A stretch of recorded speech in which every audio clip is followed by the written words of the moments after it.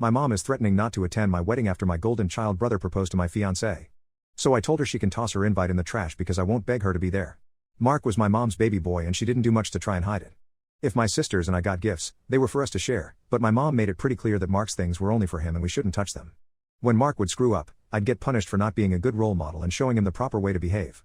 For example, Mark went through a phase of breaking his toys and I got the beating because obviously, he learned that behavior from me. It was around this time that I started distancing myself from my brother. I got my first job when I turned 17 because I wanted to finally get my car and make money that they couldn't force me to give to Mark. I got my first car at 18 after all of my hard work. When Mark expressed wanting my parents to buy him his car, my mom came to me and told me to give him my car because he needed it more. When I refused, she threatened to kick me out. At the start of the new school year, I moved away from college and cut contact with them. Around the time I moved back, my sister told me they had been seeing a family therapist and my parents wanted to apologize for their treatment of us. I was hesitant but agreed as long as they would be genuine, and the reconciliation process started when I moved back home. Then I met Jen. Jen and I met at a bar when I moved back in October and hit it off well. She was easily the most beautiful and intelligent woman I ever met and we met up a few times more before we made it official. I wasn't sure where my relationship with her was going or my relationship with my parents was going. Mostly, I didn't want to mention my family because I was ready to cut contact again if needed. At dinner with my family, my parents asked to see pictures of my girlfriend, and they passed my phone around the table. Mark saw it and blew up calling me a poop brother for dating his ex-girlfriend. He demanded I break it off with her and I refused. When I asked Jen about it, she confirmed they dated and gave me the details about their breakup. They were only together for a month before he broke things off with her because he was bored of being in a relationship and never really wanted to settle down anyway.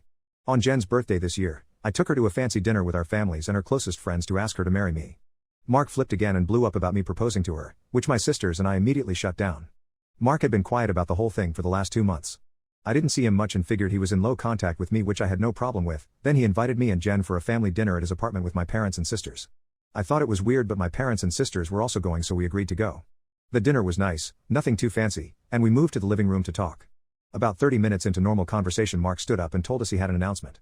He made a long speech about being happy to have his family around for his big moment, then got on one knee and pulled out this cheap ring while asking Jen to marry him. Jen was confused and uncomfortable. She demanded that he put it away and stand up. My dad tried to make a grab for Mark but I got to him first and punched him.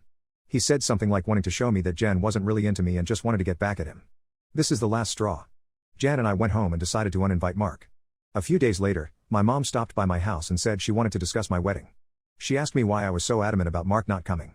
She said that I shouldn't be so insecure about Mark and Jen's previous relationship and that uninviting him, as he said that if I weren't going to re-invite Mark then she would not be coming either because I'm ostracizing her son. I shrugged and told her that if that's what she wants, she can toss her invite in the trash because I won't beg her to be there. She asked me if I would be okay with her not attending, and I told her it wouldn't be the first time she missed an event because of Mark. She said I was being an off for throwing her past mistakes in her face and she stormed out. About 2 weeks after she decided not to attend the wedding, she stopped by and said she wanted to clear the air and talk about everything. She said she couldn't get over me not inviting her because of a simple mistake. I reminded her that his simple mistake was proposing to my fiancé with me sitting less than 3 feet away from him and she said it was just a joke. Things got pretty heated up and we were having a screaming match. Jen got up and started walking towards the door. My mom followed her, still screaming at her. By this point, she's yelling about her tearing our family apart. While Jen was unlocking the front door, my mom grabbed her hair and pulled her to the ground still screaming. She hit her and tried to claw her face and I dragged her off of her and threw her outside. She banged on the door for a few minutes while I made sure Jen was okay before she left and called the both of us repeatedly. When I was sure Jen was okay I texted my mom and told her not to bother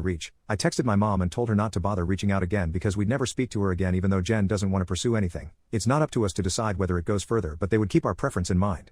After that, I was shocked when my mom tried to corner me leaving my job, and screamed at me about trying to ruin her life.